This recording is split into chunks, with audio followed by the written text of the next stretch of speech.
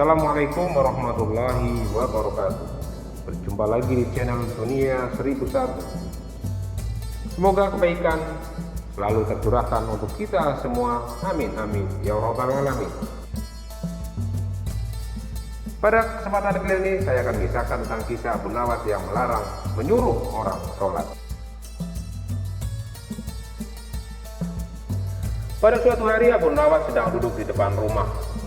Tiba-tiba datang seorang wanita mengadukan nasibnya kepada Abu Nawas dengan menangis terseduh-seduh. Wanita itu menceritakan masalahnya. "Suamiku di penjara, Tuan Abu Nawas, padahal dia tidak melakukan kesalahan," ucap si wanita itu. "Memangnya kenapa suamimu bisa di penjara?" tanya Abu Nawas. "Suamiku petani yang miskin, tapi oleh menteri dia disuruh membayar pajak sepenuhnya. Tentu saja kami tidak mampu. Lalu suamiku meminta keringanan supaya bayaran setengah saja. Tapi sang menteri menolaknya. Dia malah menuduh kalau suamiku menantang perintah raja. Akhirnya suamiku dimasukkan ke dalam penjara," kata si wanita tersebut. "Oh, jadi begitu masalahnya. Baiklah ibu, saya akan mencoba membantu supaya suami ibu dibebaskan dari penjara," balas Abu Nawas. Maka Abu Nawas pun membuat siasat supaya dirinya bisa bertemu dengan baginda raja untuk mengadukan masalah ini. Dan pada keesokan harinya Abu Nawas sengaja membuat gaduh kota Baghdad dengan ucapannya, baik di pasar maupun di dalam keramaian. Ia selalu meneriakkan kata yang sama. "Hai kalian semua yang suka menyuruh orang sholat, ketahuilah perbuatanmu itu salah dan dosa. Dan ketahuilah mendoakan orang mati itu perbuatan jahat dan sesat." Akibat perkataan itu tentu saja membuat masyarakat menjadi geram. Ada pula yang menganggap bahwa Abu Nawas sudah gila. Pernah ada salah satu warga yang menghardik Abu Nawas. "Hai Abu Nawas, justru kamu yang sesat. Jangan pengaruhi orang untuk mengikuti ajaranmu." Namun Abu Nawas hanya tersenyum dan pergi meninggalkannya. Begitulah seterusnya. Dia selalu menggaungkan ucapannya dimanapun tempat di mana dia berada. Karena sudah jengkel dengan ulah Abu Nawas ini, para warga sepakat untuk menangkap Abu Nawas dan dibawanya ke istana. Pada esokan harinya, saat Abu Nawas berada di pasar dan hendak melakukan aksinya itu, orang-orang langsung menangkapnya. Kemudian dengan tangan diikat, Abu Nawas dibawa ke istana untuk dihadapkan kepada baginda raja. Melihat ramai orang-orang berkumpul, baginda raja pun bertanya, "Ada apa ini? Kenapa kalian mengikat Abu Nawas?" tanya baginda raja.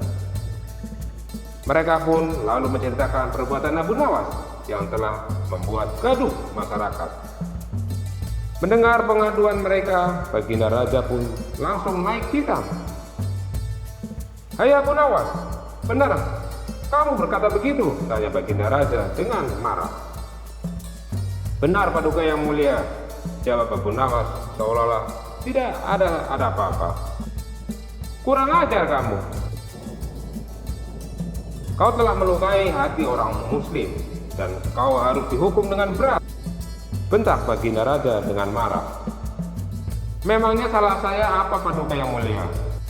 Bukankah perkataanku tidak ada yang salah?" protes Abu Nawas. "Jelas salah dan kau pantas dihukum," balas baginda raja. "Coba Paduka tunjukkan di mana letak salah perkataan hamba," tanya Abu Nawas. "Bukankah kau mengatakan menyuruh orang sholat itu berbuat dosa? Sedangkan sholat itu kewajiban umat Islam. Bahkan ketika kita bekerja pun, ketika waktu sholat tiba, kita harus meninggalkan pekerjaan itu untuk menunaikan sholat. Dan orang-orang yang mengumandangkan azan, mereka itu mengingatkan kita dan menyuruh kita untuk sholat. Dengan perkataanmu itu, secara tidak langsung kau telah menuduh mereka yang azan adalah perbuatan dosa," jawab baginda raja bertambah marah. Sabar dulu Paduka yang mulia. Yang saya katakan menyuruh orang sholat, bukan menyuruh orang untuk sholat. Bukankah berdosa menyuruh orang sholat? Kalau mau menyuruh orang sholat, tunggulah sebentar hingga orang tersebut selesai sholatnya, ujar Abu Nawas menjelaskan. Oh begitu, lalu bagaimana dengan ucapanmu yang mengatakan mendoakan orang mati itu perbuatan sesat dan jahat? Bukankah kewajiban kita sesama muslim untuk mendoakan orang yang mati supaya diberi ampunan dan menerima amal ibadahnya? Tapi kamu mengatakan itu perbuatan jahat dan sesat. Justru itu adalah perbuatan baik, ujar Baginda Raja.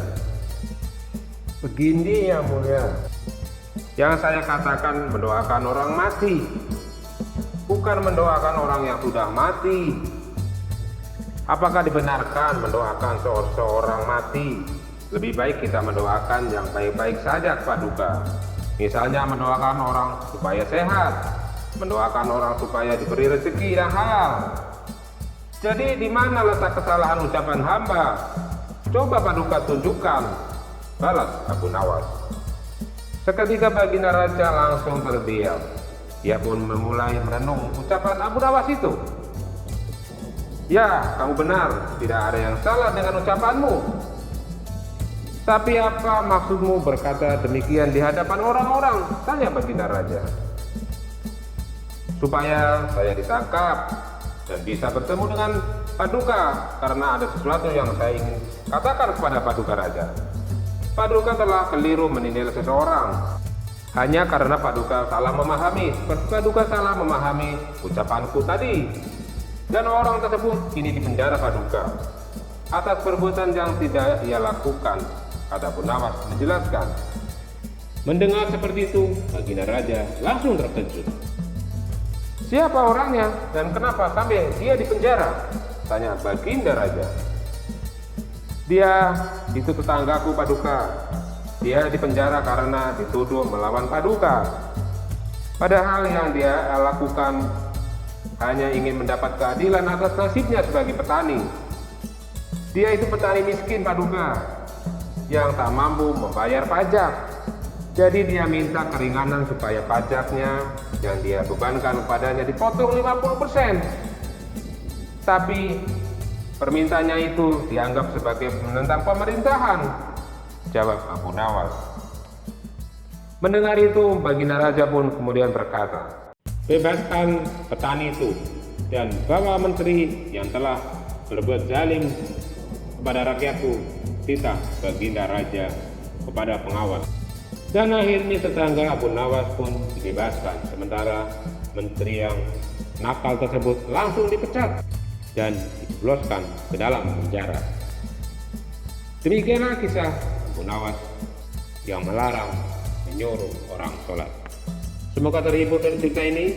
Jangan lupa like, share, dan subscribe-nya. Terima kasih. Wabillahi taufiq wal hidayah. Wassalamualaikum warahmatullahi wabarakatuh.